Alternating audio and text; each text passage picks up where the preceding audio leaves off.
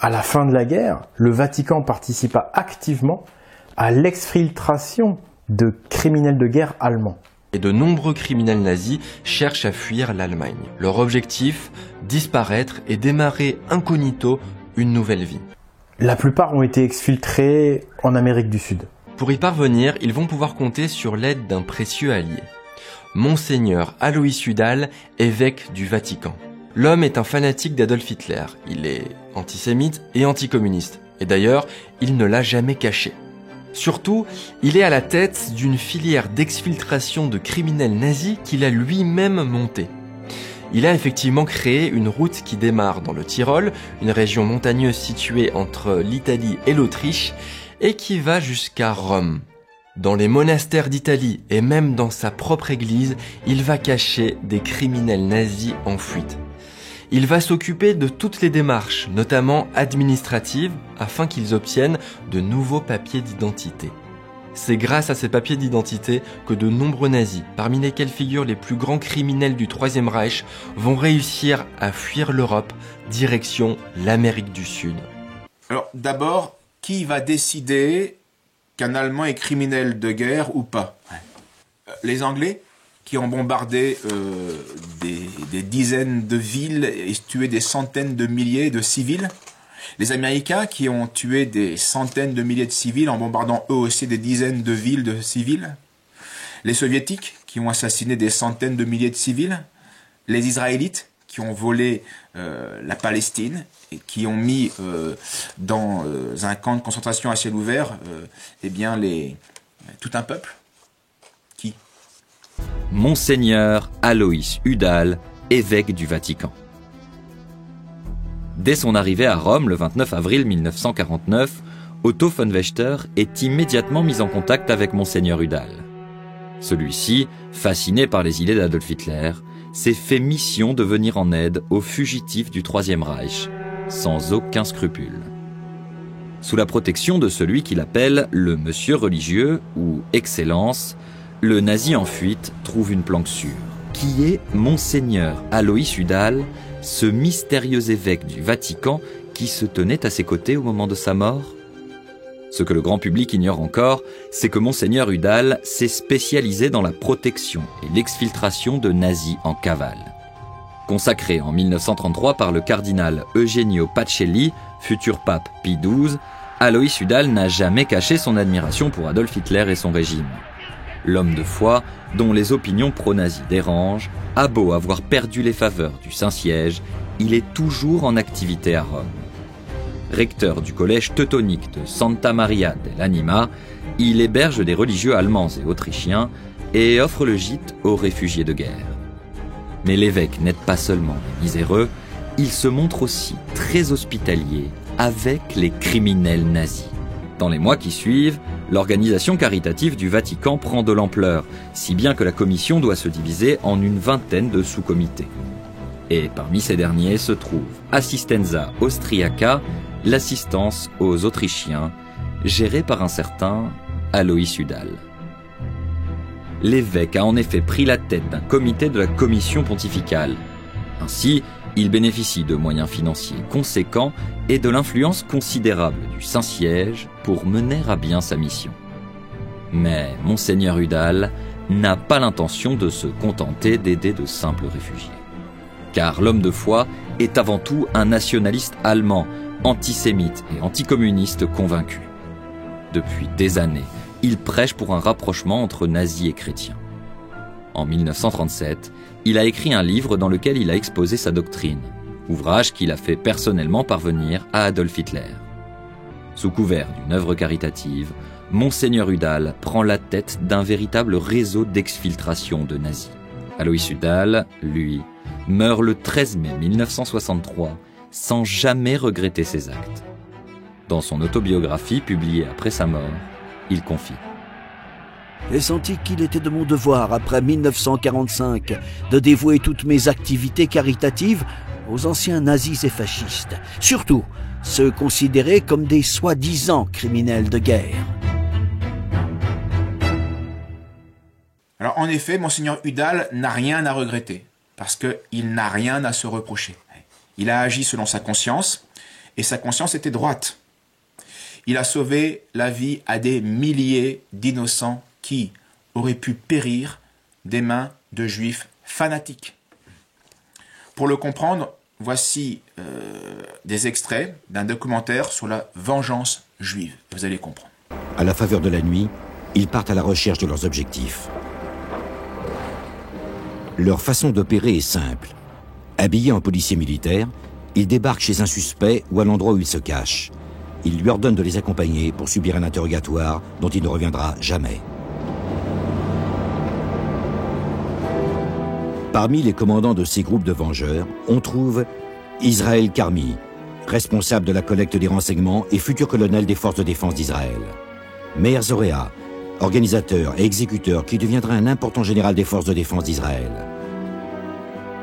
Haïm Laskov, responsable de la logistique et de la planification des opérations, futur chef d'état-major, et de nombreux autres qui joueront des rôles clés dans l'histoire de l'État d'Israël. Le groupe des Vengeurs opère dans le secret absolu. Seuls quelques éléments au sein de l'organisation ont une connaissance complète de toutes ces activités. Zeev Keren est l'un des exécuteurs. Il deviendra plus tard membre du Mossad israélien. À cette époque, nous étions prêts à éliminer les Allemands. Les unités chargées des éliminations physiques opèrent dans un rayon de 100 km autour de Tarvis. Le fait d'appartenir à une division de l'armée britannique leur donne une bonne couverture. Ils utilisent des véhicules et des papiers militaires et jouissent d'une liberté totale de déplacement. Les Vengeurs de la brigade juive n'opéreront que quelques mois. Les exécutions n'ont jamais été officiellement répertoriées et leur nombre exact est difficile à établir. Nous étions absolument convaincus de faire ce que nous devions. Un agent de la Haganah, l'armée secrète juive de Palestine, est affecté à Vienne, en Autriche. Futur directeur général au ministère de la Défense d'Israël, Asher Ben Nathan. Opérant sous le nom d'Arthur Peer, il ouvre un centre de documentation au numéro 2 de la Frankgasse à Vienne. Il s'agit en fait d'une couverture mise en place pour rechercher les criminels de guerre nazis afin qu'ils soient poursuivis en justice. Nous avons formé un groupe de vengeurs à Vienne. À l'époque, il n'y avait encore aucune police, aucun tribunal opérationnel. Nous avons donc organisé nous-mêmes les procès des criminels allemands, des assassins, des membres de la Gestapo et des SS, dont nous possédions une liste. Après la guerre, d'anciens combattants du ghetto, des résistants et des partisans s'unissent pour former le plus grand et le plus important groupe de juifs décidés à se venger au nom de leur peuple. Et nous avions tous en nous de grandes aspirations. Dans cette maison, située dans la vieille ville de Lublin, l'avenir se prépare. Le groupe s'accorde pour procéder en 2 étapes. La première consistera à rassembler les Juifs d'Europe encore en vie et à les transférer en Palestine. La seconde sera la vengeance. C'était le prix normal que l'assassin avait à payer. Et l'assassin, c'était le peuple allemand, et pas un Allemand isolé. Le groupe se transforme en organisation clandestine. À sa tête, Abba Kovner, poète et chef des partisans de Vilnius. Kovner est l'une des personnalités marquantes de la résistance juive en Europe orientale. Avant la guerre, il faisait déjà partie d'un mouvement sioniste radical. Vers la fin du conflit, c'est lui qui commande le groupe de la Bricha et qui fait entrer clandestinement des milliers de Juifs en Terre Sainte. Quand nous avons vu qu'elle travaillait activement à emmener illégalement les Juifs en Israël, nous avons décidé que notre tâche était terminée dans ce domaine et que nous allions désormais nous consacrer à la vengeance. À Bucarest, 2 plans de vengeance sont parachevés. Le plan A prévoit l'empoisonnement des sources d'approvisionnement en eau de plusieurs villes allemandes. Il doit provoquer la mort de centaines de milliers de personnes. Le plan B vise les prisonniers SS détenus par les Alliés dans les camps de prisonniers de guerre. Là encore, il s'agit d'une opération d'empoisonnement massif. En septembre 1945, des membres du groupe des Vengeurs, postés à Hambourg et à Nuremberg, postulent pour un emploi dans les compagnies des eaux locales. Wilek obtient une place à la Wasserwerk à Nuremberg. Après quelques semaines, il réussit à être muté à l'usine de filtration. C'est le seul endroit dans tout le système de distribution où un contact direct avec l'eau est possible. Sous le commandement de Menachem, l'équipe de Nuremberg a soigneusement préparé chaque détail. Une substance mortelle fortement concentrée sera versée dans les réservoirs contenant l'eau ayant passé le dernier stade de filtration. Tout est en place. On n'attend plus que le poison. Lorsque l'eau mortelle coulera dans des milliers de foyers, tous sont conscients qu'elle risque aussi d'affecter ceux qui n'ont pas soutenu Hitler. En Palestine, Kovner rencontre Chaim Weizmann, un scientifique de renommée mondiale qui deviendra le premier président d'Israël. Kovner lui parle du plan B et Weizmann l'oriente vers un chimiste qui préparera le poison dont il a besoin. Enfin, en décembre 1945, Kovner reçoit le poison et se prépare à rentrer en Europe. La Haganah organise son retour ainsi que celui de 4 de ses agents. Ils se feront passer pour des soldats britanniques rentrant de permission. Moshe Eisen Barzilai, membre de la Haganah et soldat de la brigade juive, est chargé de leur transfert en Europe. Kovner est plus près que jamais de la réalisation de son objectif. Pendant 3 jours, le voyage se déroule sans incident. Mais avant d'arriver dans le port de Toulon, un événement totalement inattendu se produit. Le 16 décembre, un télégramme arrive au quartier général de la Haganah à Tel Aviv. Abba Kovner et 3 autres agents ont été arrêtés. Aucun élément n'indique ce qu'il est advenu du poison. Le télégramme précise également que l'arrestation de Kovner est probablement le fait d'une dénonciation. Un soldat de la brigade qui a rencontré Kovner sur le bateau se présente au quartier général parisien. Il nous a appris qu'Abba avait été arrêté et qu'ils avaient jeté le produit à la mer. Ça a été notre plus grand jour de deuil depuis 2000 ans. Nous avions manqué le bon moment. Nous avons alors décidé de mettre le plan B à exécution. La ville de Dachau se trouve près de Munich. Le premier des camps de concentration nazis officiels y a été ouvert en mars 1933. Dachau est l'une des cibles du plan B.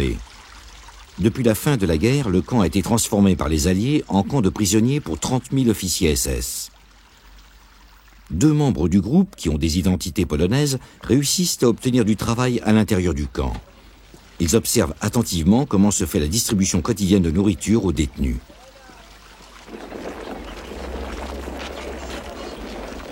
À Nuremberg, un autre camp plus petit abrite environ 15 000 prisonniers SS. Ici aussi, le groupe réussit à infiltrer 2 de ses membres pour espionner le fonctionnement du camp. Leike entame sa mission en demandant du travail au bureau d'embauche de Nuremberg. J'ai dit, je suis juif.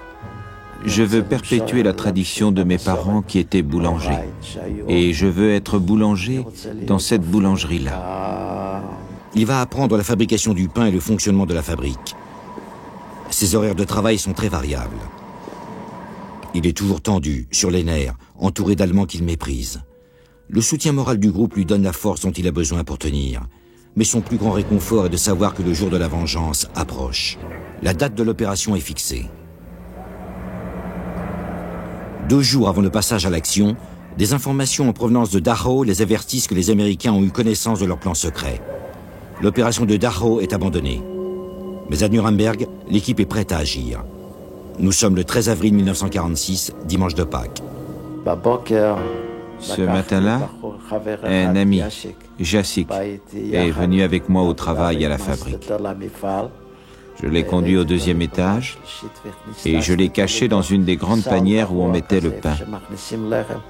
Quelques heures plus tard, un autre ami, Malek, est arrivé. Je l'ai également conduit à la fabrique et j'ai attendu la nuit.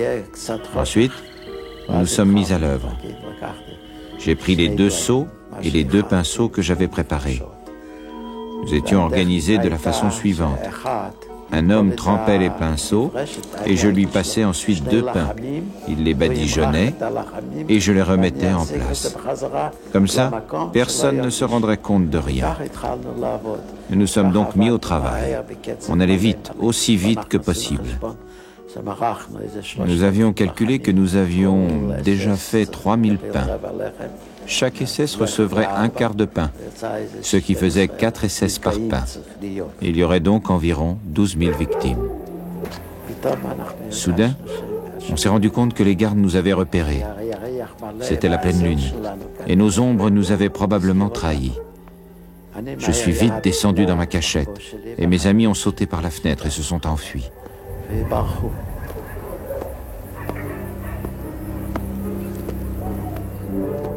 La fouille ne révèle rien d'anormal. Les gardes pensent avoir surpris de petits voleurs qui se sont enfuis.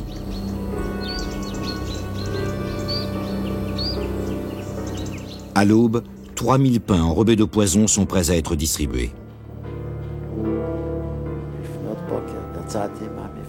À l'aube, j'ai quitté la fabrique et j'ai retrouvé mes amis à un endroit convenu à l'avance. Julek m'attendait avec un taxi.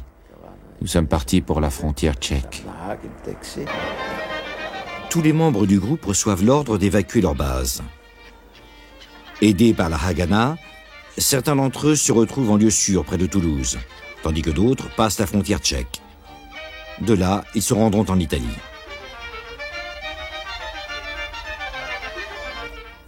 Pendant ce temps, les effets du poison commencent à se faire sentir dans le camp de Nuremberg. Les équipes médicales américaines, utilisant les techniques les plus sophistiquées, font le maximum pour sauver les prisonniers intoxiqués. Les Vengeurs apprennent le résultat de l'opération par les journaux. Des milliers de soldats ont été touchés, mais seuls quelques-uns sont morts. Les autorités américaines ne révéleront jamais les détails de l'empoisonnement et le nombre exact de victimes reste à ce jour un mystère.